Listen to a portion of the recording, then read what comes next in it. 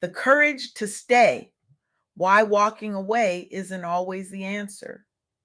Every self help guru on your timeline is telling you the same thing.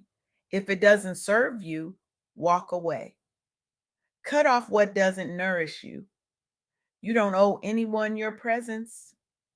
But what if that's the biggest lie we've been sold about power? I recently had the extraordinary privilege of interviewing AnGala Vasi, a revolutionary voice in relationship healing whose work has transformed how thousands approach conflict. Her methodology isn't just changing relationships, it's healing communities, rebuilding families, and challenging the very foundation of how we understand power in an age of disposability.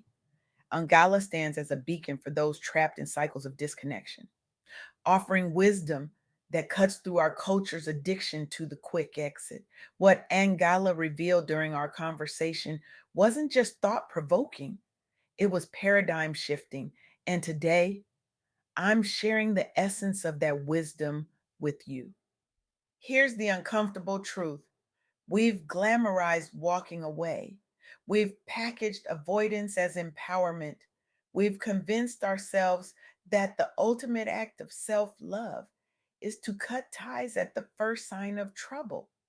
But what if true power isn't found in leaving, but in the courage to stay? Not in toxic situations, not in abuse, but in the messy, complicated spaces where growth actually happens, the spaces where we're forced to confront not just others, but ourselves. This isn't about martyrdom, this is about maturity.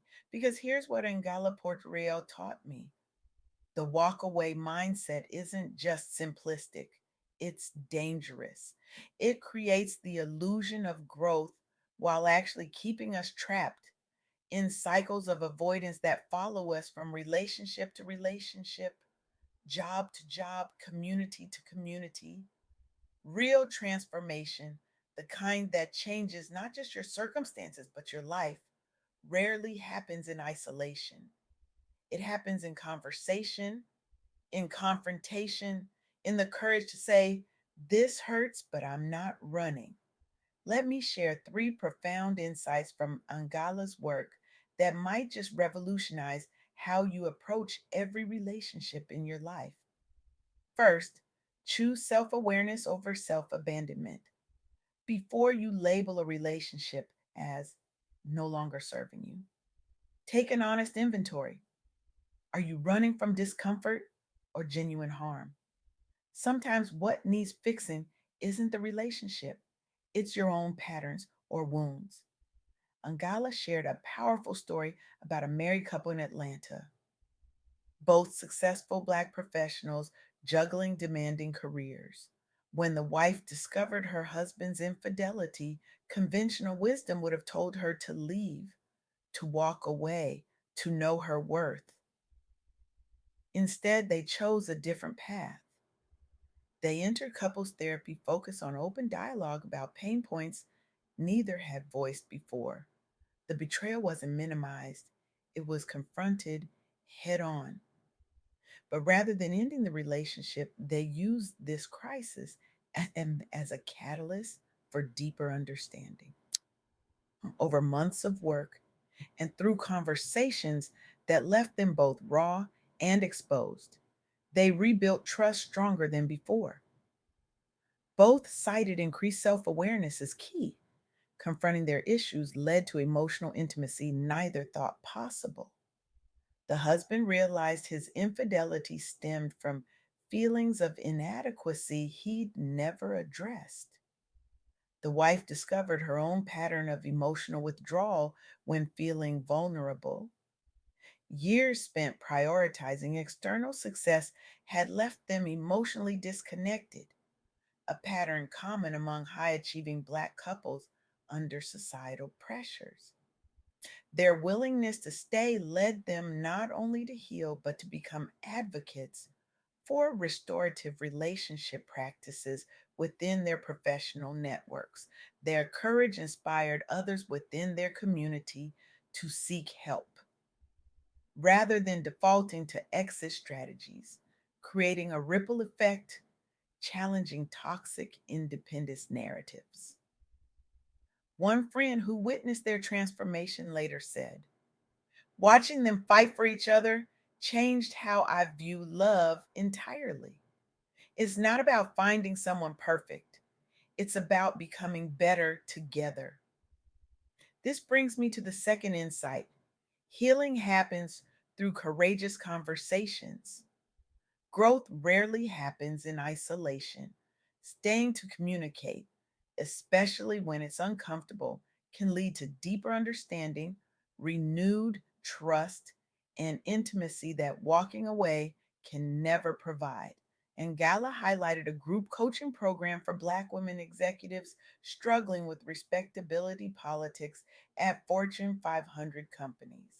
Many participants felt trapped between two equally problematic options: remain silent about microaggressions or quit their jobs outright. Through facilitated dialogue circles inspired by what AnGala calls the soft girl era, these women practiced initiating courageous conversations with colleagues rather than retreating into silence or resignation.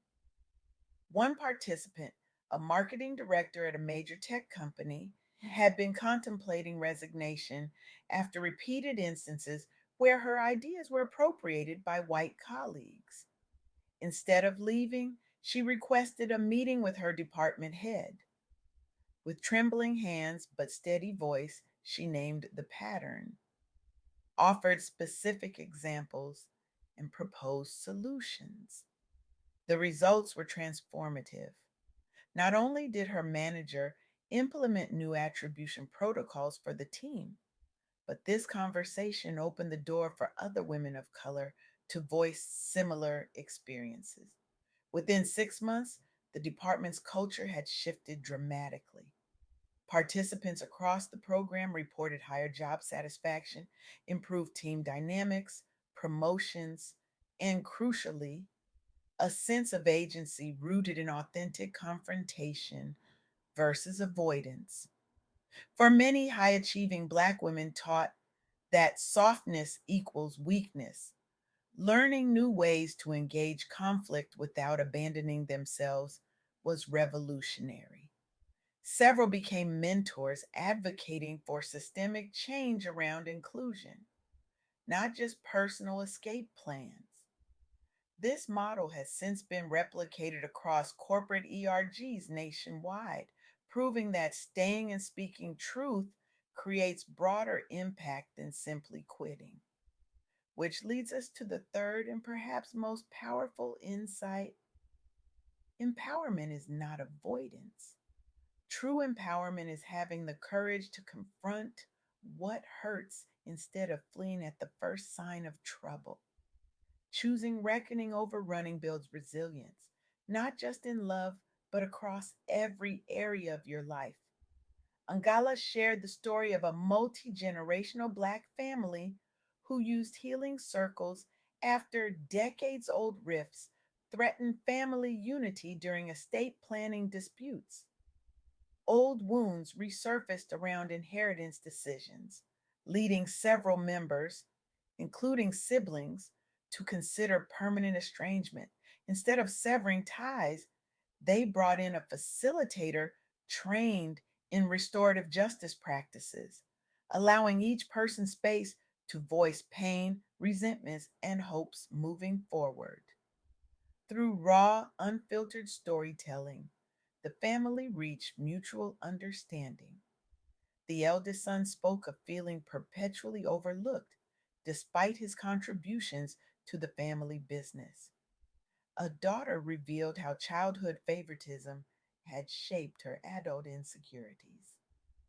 Cousins who hadn't spoken in years discovered shared grief they'd never acknowledged. Forgiveness replaced bitterness. They chose collective healing over individual pride, preserving generational wealth and legacy. The matriarch, at 87 years old, insisted on reconciliation over division, believing survival depended on unity amidst adversity. Our ancestors didn't survive slavery and Jim Crow for us to destroy each other over hurt feelings, she told them. We heal together or we perish separately. What began as potential dissolution ended with a renewed commitment among younger generations to prioritize dialogue over departure. They established quarterly family councils where difficult conversations could happen in structured, supportive environments. Their process has been featured by community organizations teaching conflict resolution tools tailored specifically for Black families navigating complex histories. Now, imagine with me for a moment, what if more people, and especially more organizations serving Black professionals, embraced this philosophy of courageous reckoning rather than glamorizing exits as self care wins? We'd see deeper connections flourish in love partnerships and professional teams. As folks learn how transformative it is not just to leave, but sometimes to stay through storms together. Communities would build generational resilience by modeling healthy repair instead of perpetuating cycles where unresolved trauma leads only ever outward to new jobs or partners carrying old pain along. Ultimately, we disrupt toxic independence culture with something bolder, the audacity not merely to survive, but truly heal together. But what about boundaries? You might be thinking, aren't we supposed to protect our peace? Absolutely. But here's the nuance AnGala Puerto Rio brings to this conversation. Boundaries aren't walls, they're bridges. They're not meant to keep everyone out, they're meant to teach people how to come in. Real boundaries require communication, not just elimination. They demand that we articulate our needs rather than simply disappear when those needs aren't met. This isn't about staying in situations that are genuinely harmful. It's about developing the discernment to know the difference between relationships that are dangerous and relationships that are simply challenging, between pain that's destructive and discomfort that's actually constructive, between walking away because you must and walking away because it's easier than doing the work. As Angala so powerfully articulated, relationships are not transactional. They're commitments built on growth, resilience, and radical honesty. Walking away might feel powerful in the moment, but true strength is forged in vulnerability, facing tough conversations, holding space for accountability, ours and theirs, and allowing both ourselves and our relationships to evolve. I want to leave you with a challenge today, a challenge that might feel uncomfortable, even radical in our quick fix culture.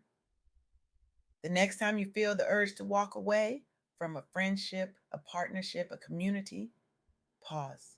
Ask yourself, am I leaving because it's truly unsafe or because I'm afraid of what staying might require of me?